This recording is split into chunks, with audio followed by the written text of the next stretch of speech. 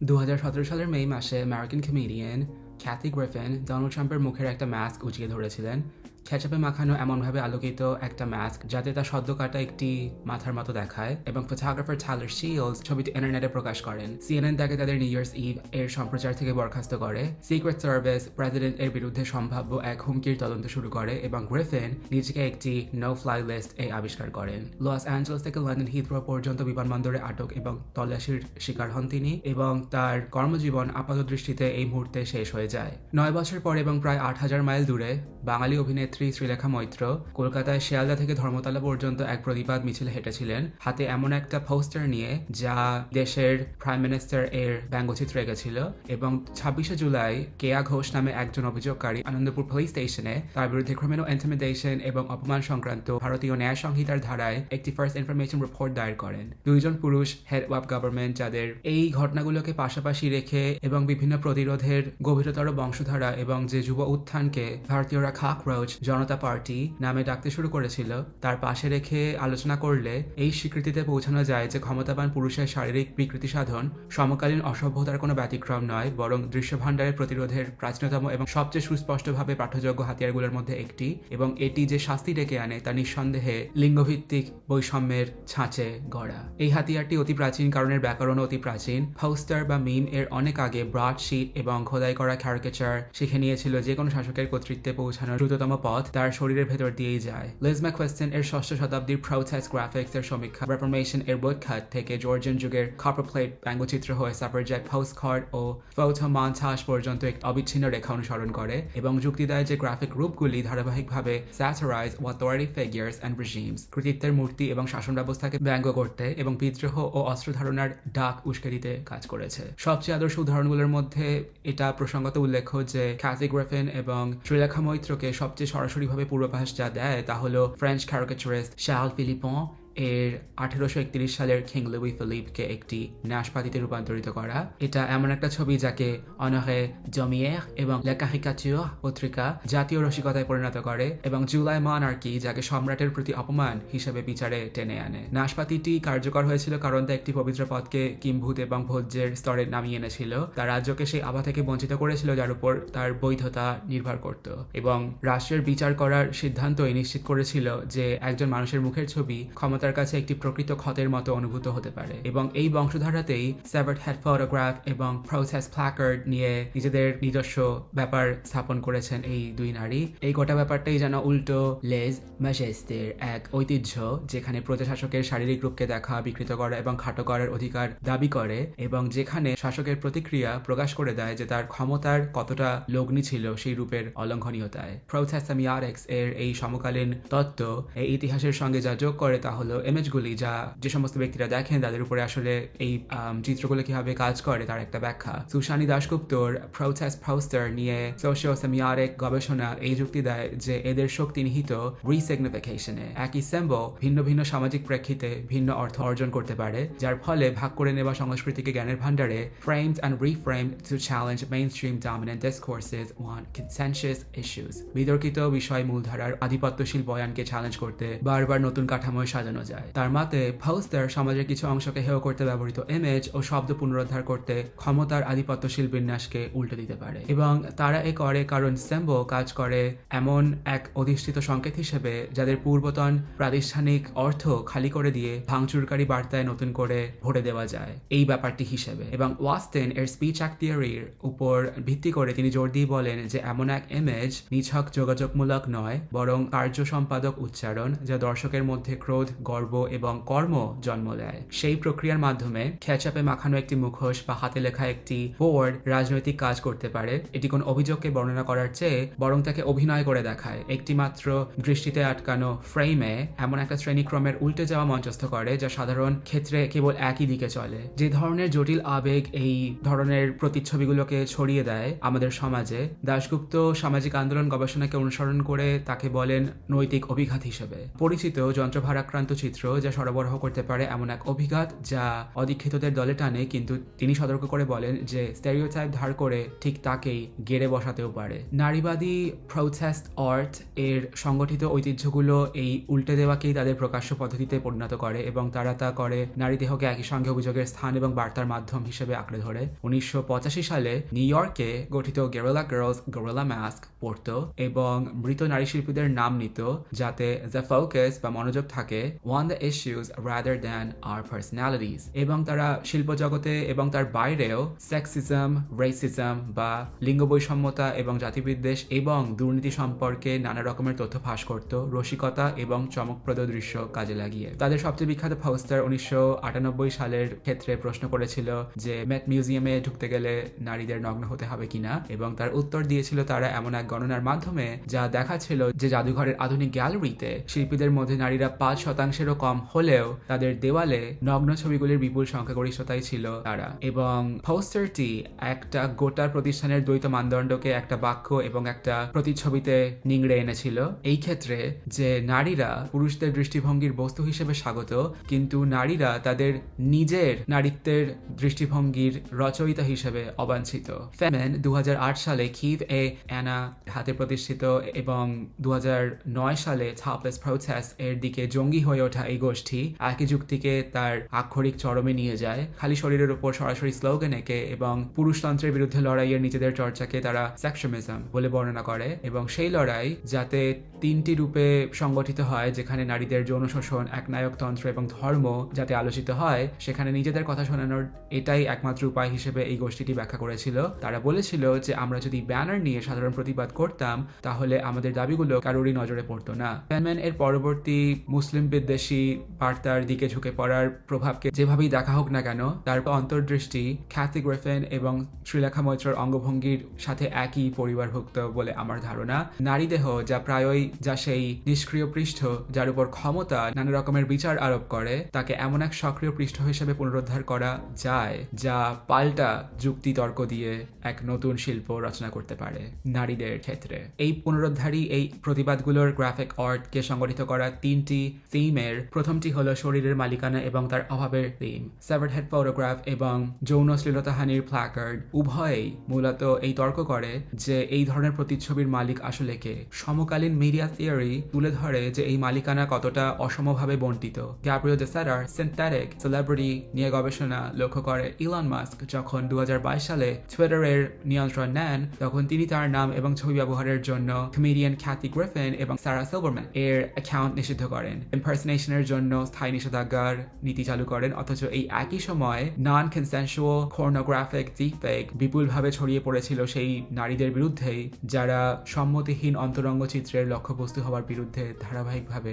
প্রতিরোধ করে এসেছেন। ক্ষমতাবান পুরুষ বরাবরই নিজের মুখের প্রচলন পাহারা দেন, আর নারীরা মুখ ও শরীর ইন্টারনেট এর ডিফল্ট কাঁচামাল হয়েই থেকে যায়। নিজের ইমেজ নিয়ন্ত্রণ করার ক্ষমতার অধিকারের সঙ্গে এই ব্যাপারটা চলে। ব্রহ্মপ্রকাশ এর ইন্ডিয়ান প্রোটেস্ট এর শরীর নিয়ে ভাবনা, সুবোধ কানওয়ার এর রিভিউ এর মধ্য দিয়ে যদি আমরা এই আলোচনাকে আরো এগিয়ে নিয়ে যাই, তাহলে বিষয় গুরুত্ব আরো বেশি স্পষ্ট হয়ে ওঠে। কর্তৃত্ববাদী ক্ষমতা যা খর্ব করে, প্রকাশ যুক্তি দেন যে তা কোনো ধরনের বিমূর্ততা নয়, বরং এটা একটা শরীর যা খর্ব করা হয় বহু কিছুর মধ্য দিয়ে। শরীর, শব্দ, অধিকার, ভিন্ন মত, শিল্প, অভিব্যক্তি ইত্যাদি ইত্যাদি। এবং তার পাশাপাশি তিনি আরো জানান যে প্রতিবাদী শরীর এক চরম পরিস্থিতিতে স্থাপিত আশা ও নিরাশার কিনারায় টলমল করছে। যখন কোনো নারী তার নিজের শরীর বা কোনো পুরুষের শরীরের চিত্র ব্যারিকেডে স্থাপন করেন, তখন তিনি সেই মৌলিক মালিকানা দাবি করছেন যা রাষ্ট্রের প্রতিক্রিয়া এরপর প্রত্যাহার করতে চায়। রোশনিকা চৌধুরীর 2016 সালের ইন্ডিয়ান স্টুডেন্ট প্রোটেস্ট এর পাঠ